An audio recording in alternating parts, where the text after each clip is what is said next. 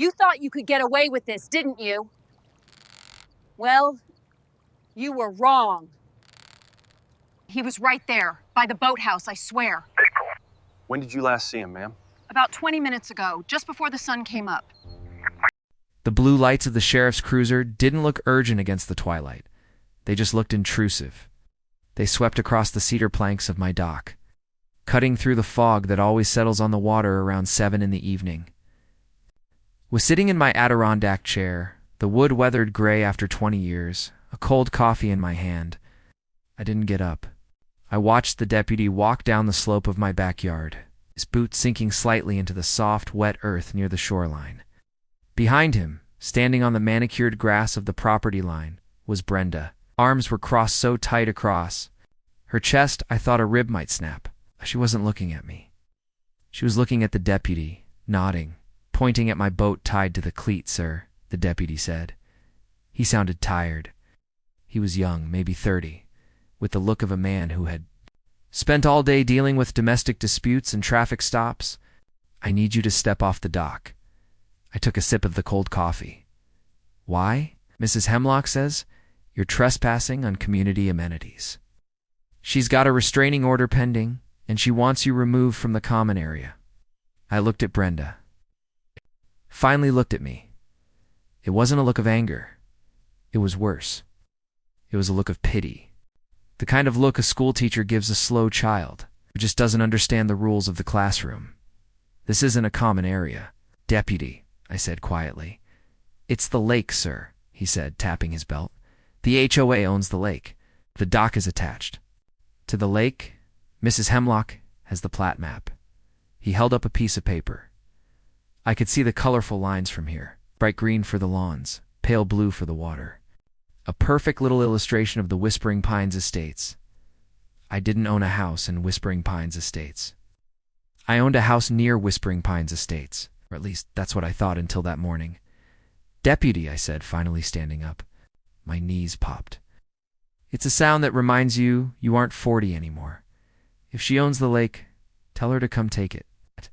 But tell her to be careful not to touch the bottom, because I own the dirt the water is sitting on. The silence that followed wasn't peaceful. It was heavy. It was the sound of a very expensive house of cards waiting for a breeze. 3 months before the police arrived, the only thing in my mailbox was a power bill and a flyer for a gutter cleaning service. My grandfather bought this land in 1952. Back then, it wasn't lakefront property. It was a depression in the earth where the rainwater gathered, surrounded by scrub oak and mosquitoes. He bought 60 acres for the price of a used sedan. He dug the basin out with a rented bulldozer and dammed the creek himself. Stocked it with bass and bluegill. He built the cabin. I grew up here. I learned to swim in water that was muddy and brown, not the dyed blue stuff you see in golf course ponds. When my father passed, the deed came to me. I was 55, recently retired from a structural engineering firm, and tired of noise. I wanted the crickets. I wanted the fog. Then the bulldozers came back, but not mine. They came from the north, tearing down the forest that buffered my land from the highway. For 2 years, I listened to the reverse beepers of excavators. I watched the dust rise. Slowly, the trees were replaced by McMansions. Faux stone facades, 3-car garages, lawns, made of sod that required chemical life support. Whispering Pines Estates. They built right up to the tree line. I had left standing. I didn't mind neighbors. I minded the entitlement that usually came with that specific style of architecture, but I kept to myself. I stayed on my side of the old barbed wire fence. The first letter came in a heavy, cream-colored envelope. Looked like a wedding invitation. Welcome to the neighborhood, it said in gold foil inside. There was a bill. Assessment $4,500. Prorated initiation fee $2,000. Annual dues $1,200. I laughed. I actually laughed out loud in my kitchen. I tossed it in the recycling bin. I assumed it was a mistake. A mass mailing gone wrong. A computer algorithm that captured every address within a 2-mile radius. I didn't know Brenda then. Know that Brenda didn't make mistakes. she made acquisitions. The deputy was looking at the plat map Brenda had given him. He shined his flashlight on it, sir. According to this, your property line ends at the high water mark. Everything past that is designated lake, common access. You're standing on a dock that extends 40 feet into the water. That map was drawn by a developer 3 years ago, I told him. My deed was drawn up in 1952. The law changes, sir, Brenda chimed in. Her voice was high, melodic, and terrifyingly calm. We have a prescriptive easement. The community has been using this lake for 3 years. You can't just block access because you're having a bad day. We have families. We have property values to consider. She turned to the deputy. He chased the Johnson kids off the dock yesterday. They were just trying to fish. He threatened them. I felt the heat rise in my neck. I told them to get off my boat. They were jumping on the hull. It's a community dock, Brenda said, closing her eyes as if praying for patience. It's on community. Water. Step off the dock, sir, the deputy said again. His hand rested near his cuffs. We can sort out the paperwork tomorrow, but tonight, I need to keep the peace. If there's a dispute about the boundary, you can't be on the disputed asset. A disputed asset. It's what my grandfather's legacy had become. I stepped off the dock. I walked up the muddy bank to where the grass began. Thank you, Brenda. Said she didn't look at me. She pulled a padlock out of her pocket. A heavy, weatherproof master lock. She walked past me, down the dock, and looped it through the chain on my boat, locking it to the pylon. We'll be issuing a fine for the unauthorized watercraft, she said to the air. We'll need to discuss. The removal of this structure doesn't meet the aesthetic guidelines for the waterfront. I watched her lock my boat to my dock. The rage wasn't hot. It was cold. It felt like the bottom of the lake. 2 weeks after, I threw away the first letter.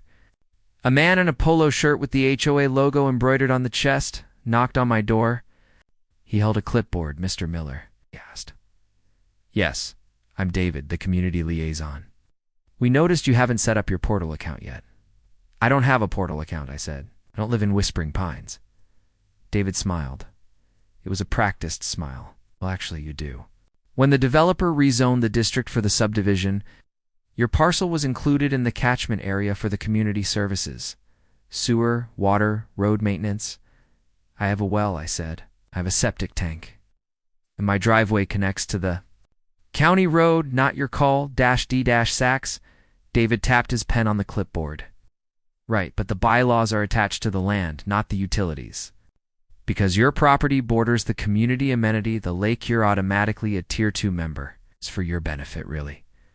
It protects your property value. I'm not joining, I said. And I started to close the door. It's not voluntary, sir, David said. He didn't jam his foot in the door, but his voice did. There's a lien process. If you don't pay the assessments, the board can place a lien on the home. Eventually, they can foreclose. It's all standard. I closed the door. I locked it. Hands were shaking. Not from fear, but from the sudden, violent intrusion of bureaucracy into my sanctuary. I went to my safe. I pulled out the deed. It was yellowed, typed on a typewriter that punched holes in the paper where the periods were, extending to the northern boundary of the creek bed. But it didn't say lake. It said creek bed, because when my grandfather bought it, there was no lake. I drove to the county courthouse the next morning. It wasn't digital. In our county, the records before 1980 were still in giant, leather-bound books that smelled like vinegar and dust. I found the original plat. I found the permits for the dam. My grandfather hadn't just bought the land around the water. It bought the depression itself. The survey lines didn't stop at the water's edge. It went straight through the middle of the pond. But then I saw the new map. It's the one filed by Whispering Pines Development, LLC. They had drawn the property lines differently. They had drawn my line at the high water mark. They had labeled the water retention pond community feature. They had stolen 60 acres of water with a pen stroke. And nobody at the county office had noticed because nobody checks the bottom of a lake. I called a lawyer, specialist in riparian.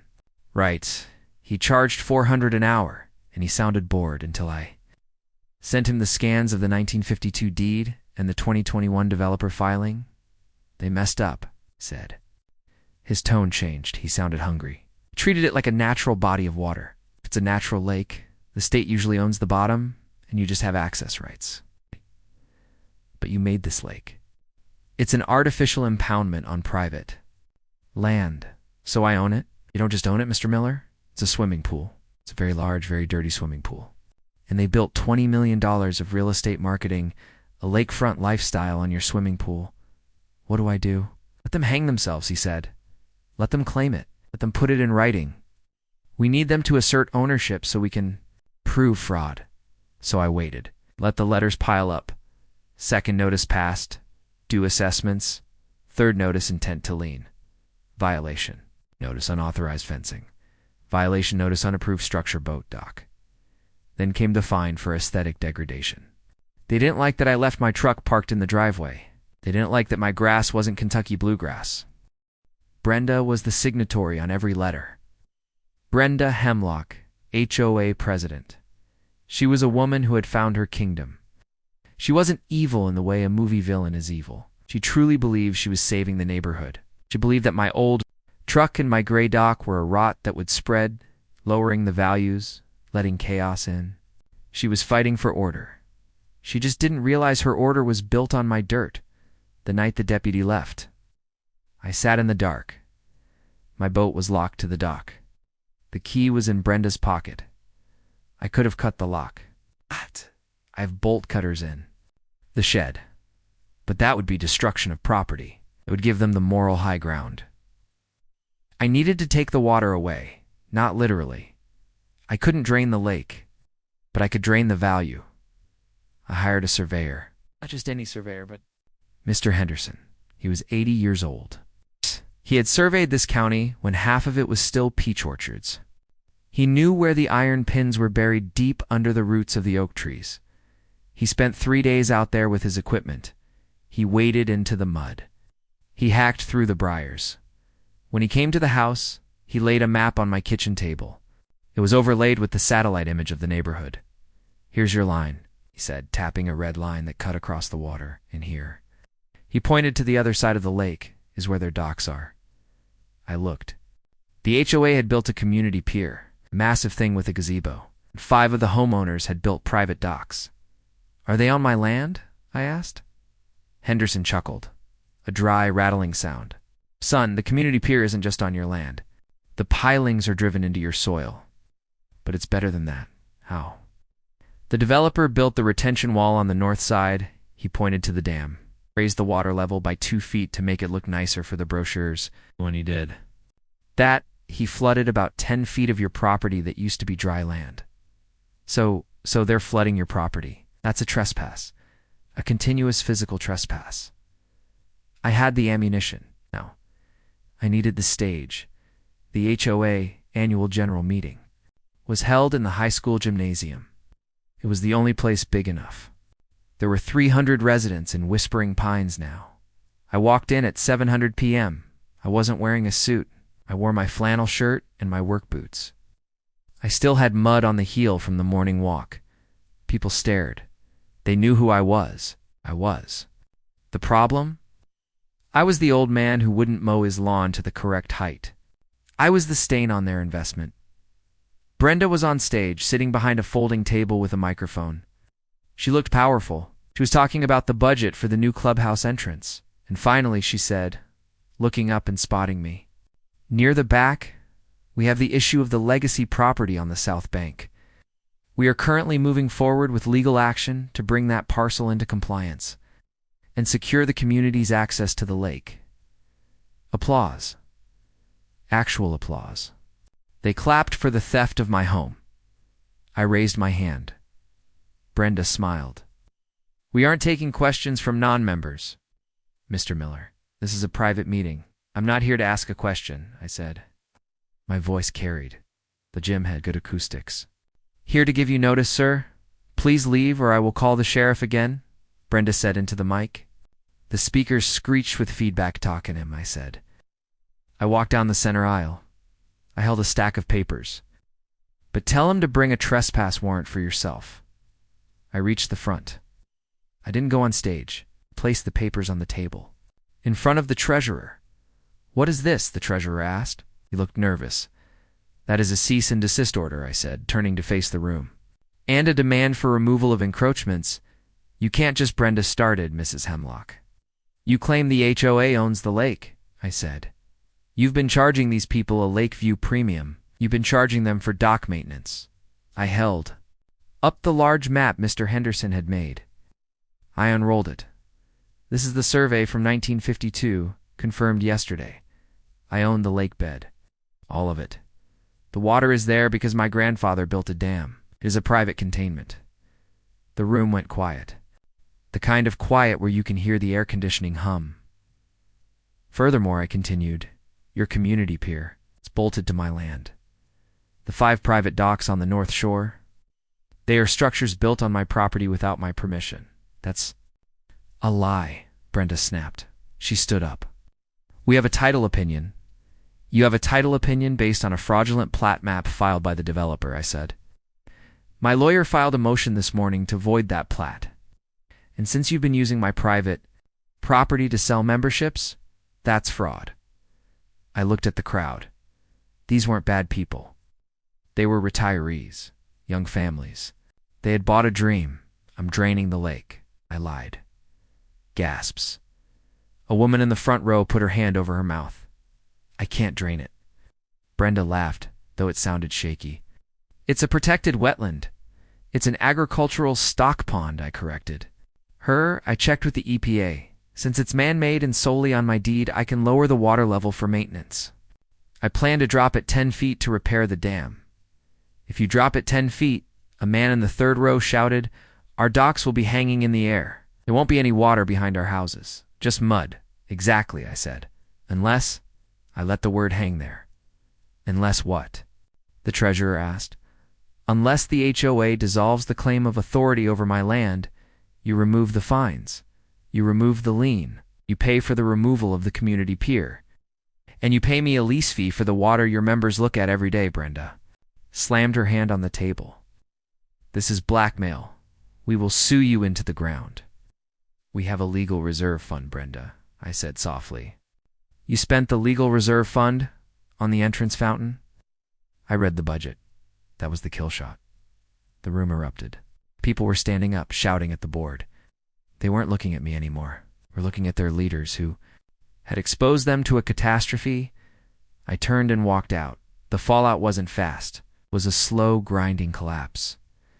The developer who built Whispering Pines had moved on to Florida. But the lawsuit my lawyer filed dragged him back.